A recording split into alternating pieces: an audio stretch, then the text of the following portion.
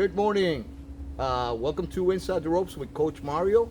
It's a beautiful sunny day here in Miami, Florida, and I welcome you to my channel. Sorry, I'm outside now, so there's a little bit of mosquitoes and stuff in the air. Little insects flying around. We're in the tropics, so there's a lot of that going on here in Miami. If you've never been down to Florida, yeah, you should come down. Beautiful, beautiful state with a lot of good things going on for us, a lot of freedom and a lot of things that are positive for you to grow. Whether you're in your own business or whether you just want to improve your freedom of life and your quality of life. I recommend to anybody that is thinking about moving from some of these other northern states where crime and all these other things are happening, all these crazy mandates going around. But I'm not gonna talk about politics. I'm here to talk about boxing. All right. So anyway, welcome. If you've never been to our channel, I suggest if you like this program, if you like our videos, please like and subscribe. I really appreciate it. It'll help us grow a little bit more, our reach. And anyway, today's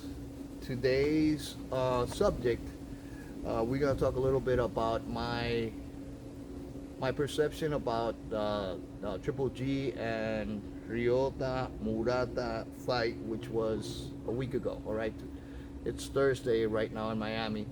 We have an upcoming good fight coming up this weekend also, but we're gonna discuss that later on. But anyway, Triple G turned 40.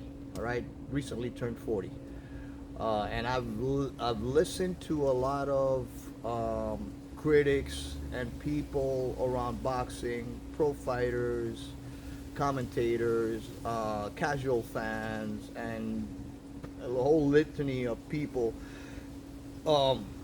talking negatively about Triple G and about his performance in the Ryota Murata fight. I didn't see it that way. All right, I know he's 40 years old. I know he's not in his prime, but to me, and we're going to discuss that now, it's a different perception than what most people actually I've read in YouTube channel. I've seen on YouTube channels, or I've read in the media, newspapers and stuff like that. Negative, really hateful type of comments about Triple G, and I really don't think he deserves that. First of all, let's talk a little bit about the fight and what I saw in that fight. All right, so Triple G, again, he's 40 years old. Ryota Murata from Japan. He's 36 years old. I believe he was a gold medal winner in Olympic Games. He is either a gold medal or a silver medal, if I'm not mistaken. I want to double check on that. Maybe you guys can make a comment and rectify what kind of medal he won in the Olympics. Well, he's a very strong, tall opponent for 160 pounds. And he brought the fight to Triple G. I agree with everybody said that Triple G looked kind of slow at the beginning of this fight, and actually Murata was able to connect some hard punches to the head and to the body. Great jab, great body shots, really aggressive, and Triple G saw pedaling back on his back foot, being a little bit more defensive than usual. Instead of being more aggressive, he was more of a defensive fighter. And for a minute, and I'm pretty sure most of you guys will agree, for a minute, I thought, wow, what's going on with Triple G? Maybe is it the age factor? Is it the layoff? Because I know he had a long layoff. He hasn't fought in a while. All this drama with Canelo and everything else, all the fights that he's actually lost and has not been able to to compete at a high level for a long time. Um, I think that for a moment I believe that, and it might have been affected his performance in the beginning, all that rust, that ring rust, the age, all the factors I believe were a little bit things that made him look that way at the beginning. All right. So I did. I'm a Triple G fan, by the way. I really like the guy. I've been watching his fights for a long time, and let me tell you what I like about Triple G. What I like about Triple G is he's a gentleman. He behaves like a professional inside and outside the ring. He doesn't talk trash. He doesn't belittle his opponents. He is a person that actually all he does is, when he speaks with his fist. He does his talking in the ring. He doesn't talk all that crap outside the ring, and I really like fighters like that. I'm not one a fan that actually appreciates those guys that talk a lot of trash. I believe in respect. That's what I teach my students. Don't talk trash, because sometimes you talk trash, and you're gonna be humbled. And the good book says that those who are humbled will be exalted, and those who exalt themselves will be humbled. And sometimes that happens a lot in boxing. Guys that talk a lot of crap, and and carry on, and insult their opponents with no reason but to make a fight, or make it more interesting, or getting pay-per-views, or boosting their marketing capabilities. They end up in the wrong side of a decision. They get knocked out, or they get beaten badly. And one of those examples that I can remember is Maidana versus Broner, and that right there, he humbled him. And it's a rude awakening for some fighters that believe they're above everybody else. All right, so always be humble, and this is just my opinion. I've always been that way, and I always like to preach that to my students, my fighters. Be humble. Do your talking inside the ring. Forget about the outside. All right. So going back to that fight, Triple G. I've always admired him because of that. He's a down to earth guy. He's a very professional. He does his talking inside the ring, and the issues that he had with Canelo also made me appreciate him even more. That even though he ended up in the wrong side of the stick, so to speak, when Canelo tested positive to clenbuterol and got suspended, whatever he wanted to say, blaming Triple G for talking, denigrating him, or talking bad about him in some way because he got popped using performance enhancing drugs. It's not Triple G's fault. You can't blame somebody for something you did. And that's what a lot of people do nowadays. You see it in basketball. LeBron James and some of these other guys. They're pampered divas who think that they never make a mistake. They blame it on others. They throw other people under the bus, and that's not how champions act. All right. So that's one of the reasons why I like Triple G. That's one of the reasons why I've been so with Canelo. That's one of the reasons why so many fans from Mexico also are not head over heels about Canelo, all right? Because of that attitude, that diva attitude, because of his contempt for other people, he's thinking he's above everybody else, and even his own people. So anyway, that's another subject for another day. That's just my opinion. Like I said, if you don't agree with what I'm saying, it's not hate. It's just the way I see things. It's the way I was brought up. It's the way I learned about the sport. I was not only did I box back in the day, but I also did a lot of martial arts, and it taught me to respect other people. And you want to be a martial artist, whether boxing is a martial art, whether it's, karate, boxing, whatever, MMA. You got to respect your opponent. You shouldn't be talking trash, especially about their family and stuff like that. Anyway, going back to Triple G, that's the reason why I respect him. That's the reason why I like him so much. And I also like a lot of fighters like that from now and from the past. Chocolatito, Alexi Arguello, some of these guys are my all-time favorites. So those first rounds, I saw Triple G get into gear kind of slow, but once he got into gear, and once he started popping that jab, that piston-like jab, going upstairs, going to the body, and being aggressive, I believe it was after the fifth round. There was no stopping him.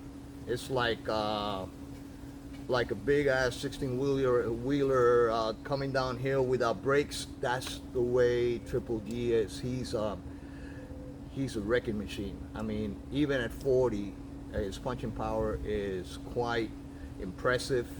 One of the things that I like is the way he cuts off the ring, the way he's constantly pressuring his opponent. And that lead over the head punch, that actually lands in the top of your head. I think there's only one other fighter that I've seen throwing that punch, and that was, the old timers and those fans of Latino boxers. Alfredo El Salcero Escalera was that type of a fighter. He used to throw, he was called the rompecoco, the coconut breaker, coconut smasher. He used to throw that lead hand like in an arch and land on top of the head. And what that does, have you ever gotten hit that way? It's like getting hit with a sledgehammer top of your head. It sends your whole head and your neck pressure down your neck and your whole spine, and you feel that shock all the way down to your feet. I mean, it's a really hard punch. Not many boxers like to throw punches like that on top of the head because you can break your hand. Apparently, Triple G, has mastered that punch, and that is actually a punch that, although Maidana was throwing it with his rear hand, not his lead hand like Triple G, it's a punch actually that would work against a fighter that is a Philly shell type fighter like Mayweather. All right, so I believe that worked perfectly for Maidana in his first fights against Mayweather, and was taken out of the game by what I call corrupt referee in their second fight, when he would not let him throw that punch and just constantly separate Maidana when he had Mayweather in the clinches or in the ropes. But that was really impressive. Seeing Triple G throw that punch, hurt consistently his opponent with those punches, and I was amazed, to be honest. I did not think that Triple G fought like a 40-year-old. He is 40 years old, but physical wise, he's a specimen. He's a very strong individual. This guy is a professional in and out of the ring. He trains constantly.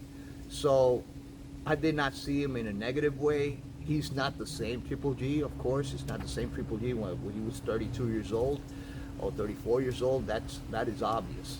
And that is one of the reasons why I believe that Canelo wants to fight him now.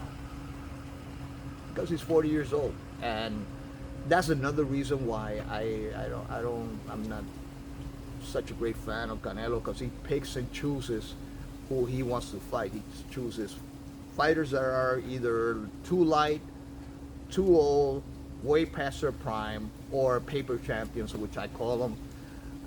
And he looks great on paper, definitely, but in reality, if you are a person that is impartial about the sport, impartial about a fighter. You're not a fanatic. Like I've talked in the past, there's a lot of fanatics out there for Canelo. There's a lot of fanatics for other fighters, and that's not me. That's not the way I believe. I mean, I accept when one of my fighters that I like gets beaten correctly. I say, I don't have any excuses for him. I say, well, he got beat by a better man. He was outskilled, outboxed, outperformed, and I will not go into excuses or anything like that for a fighter, for my fighter. So that's why I appreciate it, and that's why I like some of these old school fighters that accept when they are beaten, they accept humbly their losses. But those guys that are constantly giving excuses after a fight, no, I didn't train enough, I had a broken hand, I had this and that, my feet hurt, all these stupid excuses. You're a fighter. You're a fighter. Stop with the excuses, guys. If you're a fighter, you're gonna get hurt in training camp. Everybody gets hurt in training camp. Everybody gets hit. They get hurt. Their hands hurt. They might have pulled a muscle. Who knows? All the injuries, and you go and you treat that injury, and you go to a chiropractor, or you go to you get some massage, or you work on therapy for that injury. But stop with the excuses. If you lost, you lost. You think you can do better next time, do better. And you learn from that defeat. But those fighters that are constantly excusing others, like that Chocolatito fight not too long ago, can't remember the guy's name, his opponent, but anyway, he was they were giving excuses. The Eddie Reynoso's corner was giving excuses for their fighter. No, he didn't train good. He didn't do this. And those are things that that shouldn't happen in boxing. You're a coach. Yeah, you stay humble.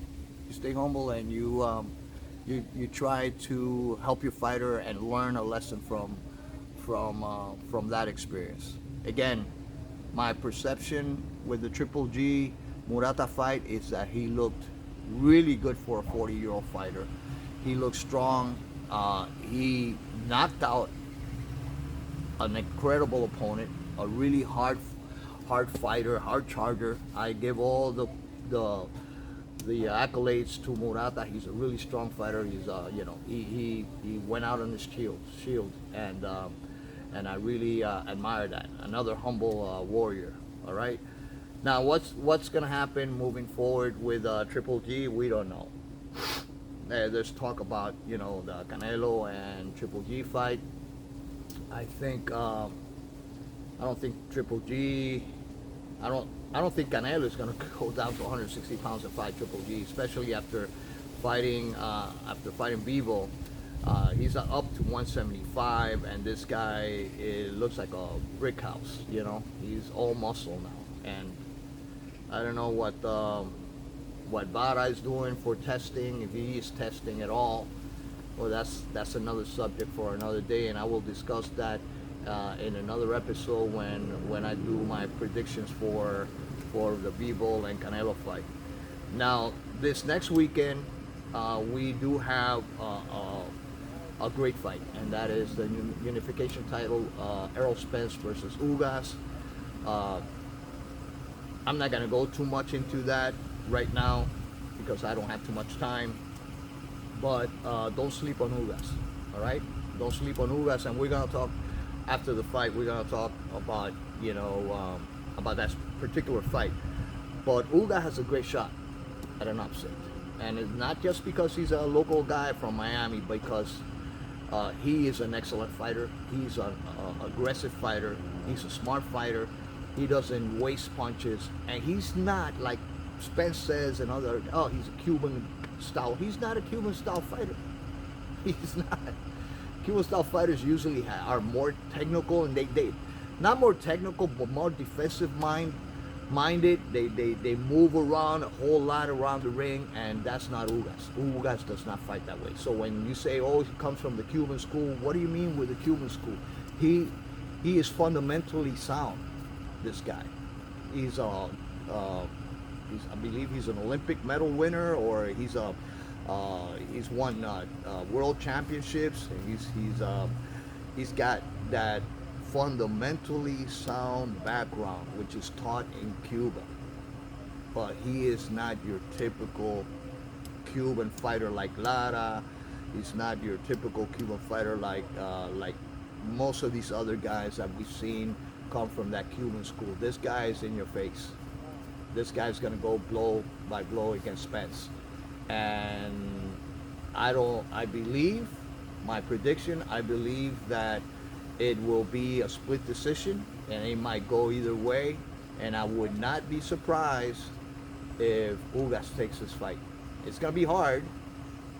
It's gonna be hard because Spence fight is gonna be in Texas. Spence is from Texas.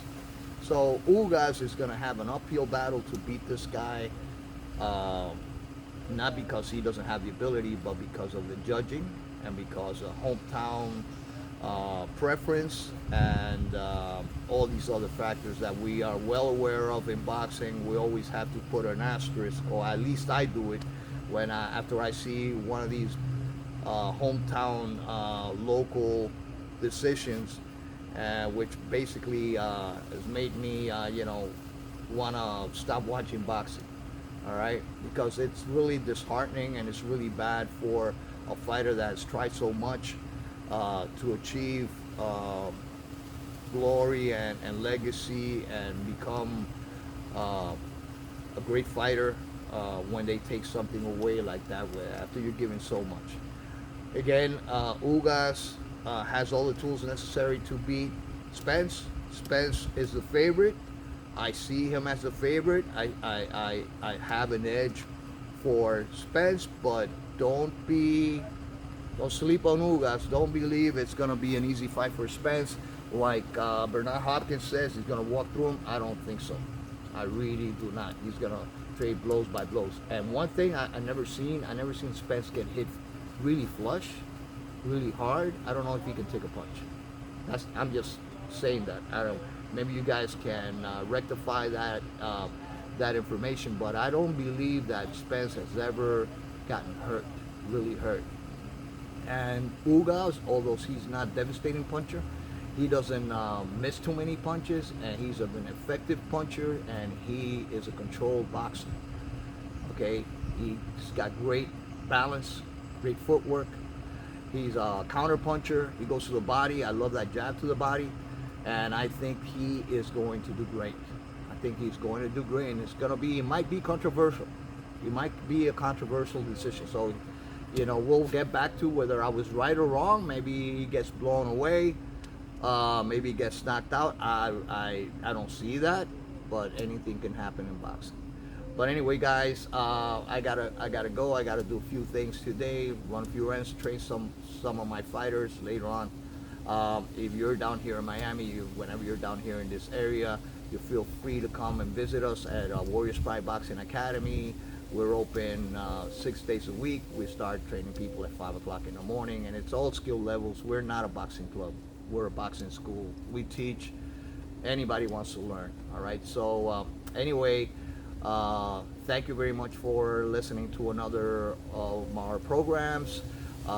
Look forward to seeing you guys soon. Remember to like and subscribe to our channel, and peace. Have a great day.